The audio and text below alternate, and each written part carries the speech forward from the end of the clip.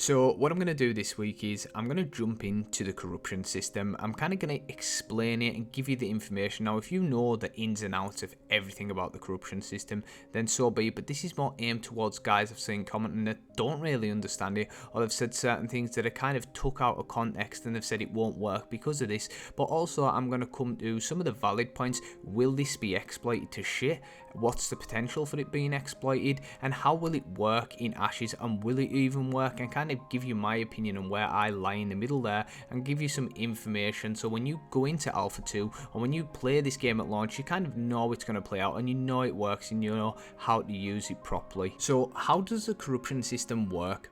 Well, if you're a flagged PvP player, so you're flagged for PvP, you're going to be purple. Now, if you're a non-combatant, you're going to be green, so a peaceful person just walking around. If you're corrupted, you're going to be red, so obviously red, warn and danger. So it's kind of, you understand what's going on with the colours straight away, and I think it's a good thing they've added there.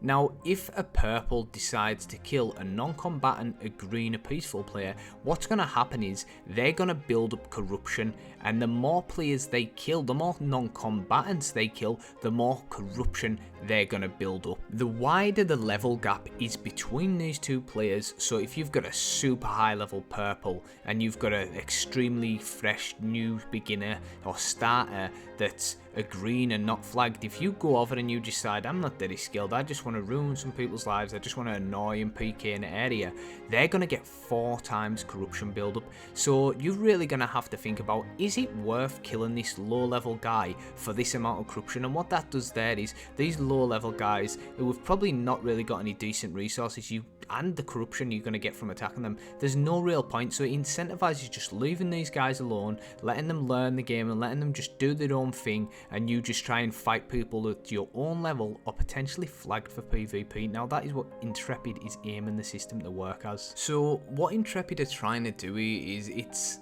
kind of trying to stop just being a griefer and PKing, because the higher the corruption, the more skill and stat dampening. So basically, if you get really corrupt, you're going to have lower health or lower mana, and say you've specced into a certain gear proficiency, that's going to be really low. And what that's going to do is it's basically going to make you a useless player at combat.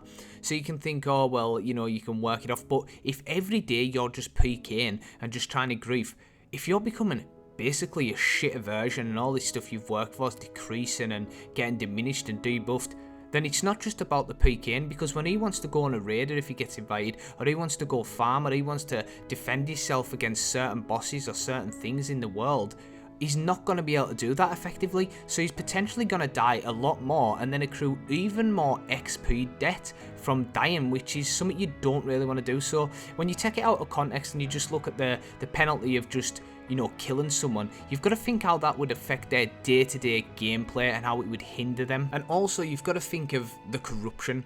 So if they're really corrupt, they're going to drop even more raw materials, so resources. And if they're super corrupt and they've got some decent kit on them, some decent armor, some decent weapons, they potentially can drop their weapons and armor. So that's quite a big setback and it's quite a big loss. So you're kind of going to have to be calculated with this. Is it really worth you losing stuff you've grinded out for and worked for just to kill some low level guys? Also, if someone is corrupt and they're attacking you, and you're not wanting to flag for PvP, you don't want any penalties, you don't want any corruption, you just want left alone, well, the good thing is you can attack that player back, and if you kill them, not only do you get a chance at their resources or their loot, their gear, their armor that could potentially be better than yours, you also don't gain any penalties, you won't get any corruption, and you won't be flagged because it's classed as defending yourself against a corrupt player. So I think what Intrepid's doing there, what they're trying to work out there, is really good, and it's going to be useful for people defending themselves who don't want to just PvP all the time and get penalties. That being said,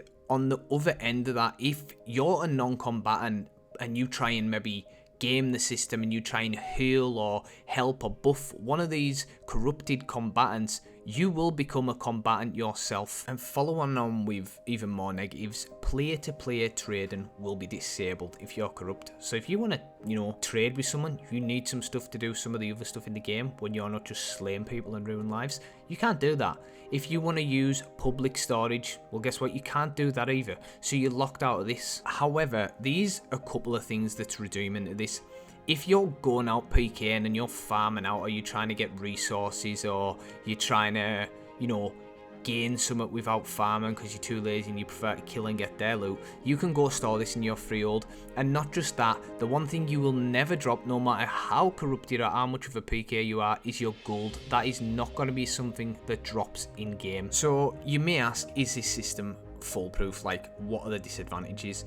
And legitimately, not exploiting it or not gaming it, on paper, reading it and you know, in game, if you do using it how it's meant to be used, it's probably going to work. But the thing is, gamers don't use stuff how they're meant to be used, and hardcore PvPers or competitive gamers will not do this. And I know this for a fact because I have, you know, 20k hours in one of the most competitive PvP loot drop heavy games about. And if there's an exploit, or if there's some way to game the system or some way to win it, players will find that and they will do that, and that is guaranteed. For example, there's so many things in this that I can pick away at and pull apart and say there's a lot of shit here that could go wrong. What's stopping a person just making an alt account, getting corrupted on it, and not a person, a bunch of people? Now, you have a potential node you want to siege, and that's in the way of a certain boss, and you want to kind of go a bit sneaky and slimy or Game of Thrones-esque. Well, what you do is you make a bunch of alt accounts, kit them up in fairly decent gear that's not too hard or too resource heavy, because there will be meta PK builds and corrupted builds that people use, and you just go out and you just go to this node that you're potentially going to be sieging or you're prepping for, and you start attacking the PvE players, you start attacking the field, you start causing instability, you start causing people to have issues, and all these PvE farmers and these PvPers or these guys playing the game, helping that node prepare its defenses or get ready to attack a siege, they start getting disgruntled, they start getting annoyed, and then it brings you out and you've got to start defending. It causes issues, and then yeah, all they need to do is go meet one of their friends, get them to kill them, they can tech the stuff, keep killing them, and they're going to decrease corruption this way. Now, that's a way I could potentially see off the top of my head that this can be worked, and it's not really good. And for Intrepid, I don't really know an awesome way around some of these, but I suppose that's down to us players to kind of figure out how we can combat them, because it's not all on Intrepid. Like, Intrepid are doing the best they can, but can they make a perfect, flawless, uncorruptible and unexploitable game? No, I don't think it's possible, but they are trying. So, as you can probably tell there, the main way people are going to remove corruption is through dying. So they need to die over and over again and lose their corruption this way, or they can go about doing quests or killing mobs and stuff, and they kind of have to work this corruption debt off that they've accrued to slowly get rid of it. Intrepid are really trying to make this an interactive system. So obviously, when they're corrupted as well, they're going to have a reduced amount of XP they can gain, so they'll gain XP at a slow rate. But as well as that, when they're off trying to get rid of this corruption and just trying to kill these mobs and decrease their corruption, you've got bounty hunters coming to kill you. So as well as them trying to efficiently get their corruption down so they don't drop the stuff or they can just get back to playing the game, well, these bounty hunters are going to be chasing you, looking at you and knowing where you are, and they're going to be killing you. So it's not going to be as easy as you just going peacefully getting rid of your corruption. The PK you've just made and give to other people, now these bounty hunters can return the favour to you and constantly grief and PK you if you kind of look at it from that angle, and it could become a bit of a ball ache. The one thing Intrepid could do here to combat exploiting is potentially make it the only bounty hunters and these specific quests or the PvE decreases corruption, and make it so players like us don't get decreased corruption. And yeah, I know people are just going to be ganking them and it's going to be a real ball ache for these corrupted players if they play it out that way. But it was their choice to PK, it was their choice to grief, so maybe I don't think that's too harsh. Because if you have it so anyone can kill them and they lose corruption, I think it's stupid, and I think it'll be exploited the shit out of. Now, if I have misunderstood that, check me in the comment section, let me know. But as far as my understanding is, that's kind of the way it works, and I think that would be a nice way to combat it. Bounty hunters decrease corruption, PvE does, but people like us defending ourselves or seeing them and killing them on sight, now that's part and parcel for them being dicks and PK, and I think it could work, and I think it could be a nice way of getting around the exploiting of this system. So this was meant to be a short video, and I didn't want to drag it on, but I'm a nerdlinger and I'm really into Ashes, and I want to see the game succeed, and I don't want to see exploits. You know, I suffered 20k hours playing Ark, and the devs not really listening to feedback. Now Intrepid clearly are, but I don't want to see this game abused and manipulated and ruined by players if it doesn't need to be. So what's your feedback? Do you think any of my points are valid? Have I missed something, and do you think you know a better way to combat that? Drop it in the comment section below.